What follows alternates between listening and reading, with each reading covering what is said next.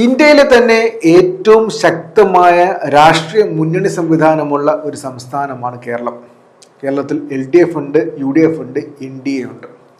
LDFന് നേതൃത്വം നൽകുന്നത് CPM ആണ്. CPM അല്ലാതെ CPI ഉണ്ട്.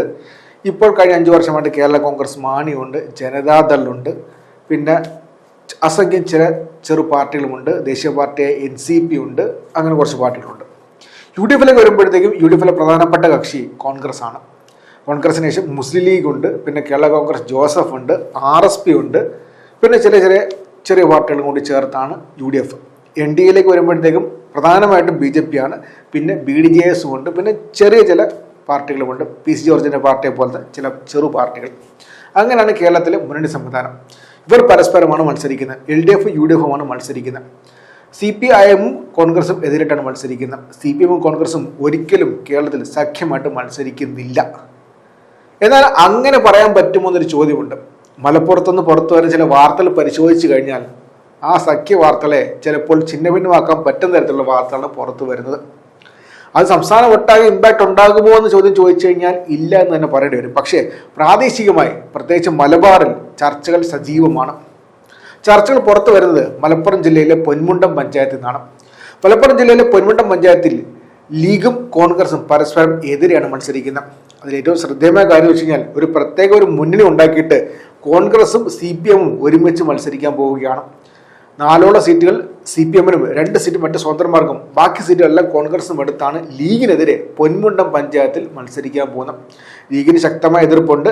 അതുമാത്രമല്ല, കഴിഞ്ഞ 2 ആഴ്ചയായിട്ട് ശക്തമായ ചർച്ച നടന്നുകൊണ്ടിരിക്കുകയാണ്. ലീഗിന്റെ സംസ്ഥാന ജനറൽ സെക്രട്ടറി PMS എല്ലാം പരസ്യമായിട്ട് തന്റെ പ്രശ്നങ്ങൾ പുറത്തറിയിച്ചിട്ടുണ്ട്. അതുമാത്രവുമല്ല, ആ മണ്ഡലം വണ്ടൂർ മണ്ഡലത്തിന്റെ പരിധിയിലാണ് വരുന്നത്. ആ പഞ്ചായത്ത് വണ്ടൂർ മണ്ഡലത്തിന്റെ പരിധിയിലാണ് വരുന്നത്. വണ്ടൂർ MLA AP അനിൽകുമാർ തന്നെ നിലപാട് വ്യക്തമായി പറഞ്ഞിട്ടുണ്ട്. പക്ഷേ എന്നിട്ട് യാതൊരു കാര്യവുമില്ല. പൊന്മുണ്ടം പഞ്ചായത്തിൽ CPIM കോൺഗ്രസും സഖ്യമായിട്ട് ലീഗിനെ എതിരാൻ പോവുകയാണ്. ലീഗിനെതിരെ മത്സരിക്കാൻ പോവുകയാണ്. ഏറ്റവും ശ്രദ്ധേയമായ കാര്യമാണ്, ചർച്ച ചെയ്യപ്പെട്ട കാര്യമാണ്. കഴിഞ്ഞ കുറച്ചു കാലം മുമ്പത്തെ ഒരു കാര്യത്തിലേക്ക് വരുമ്പോഴത്തേക്കും നമ്മുടെ സംസ്ഥാനത്ത്, പ്രത്യേകിച്ച് കാലിക്കറ്റ് യൂണിവേഴ്സിറ്റിയിൽ വിദ്യാർത്ഥി യൂണിയൻ ഇലക്ഷൻ നടന്നിരുന്നു. ആ ഇലക്ഷനിൽ UDSF, അതായത് UDFിന്റെ വിദ്യാർത്ഥി സംഘടനയുടെ സഖ്യം അമ്പെ പരാജയപ്പെട്ടിരുന്നു. SFI തൂത്ത് വാരിക്കൊണ്ട് പോവുകയായിരുന്നു.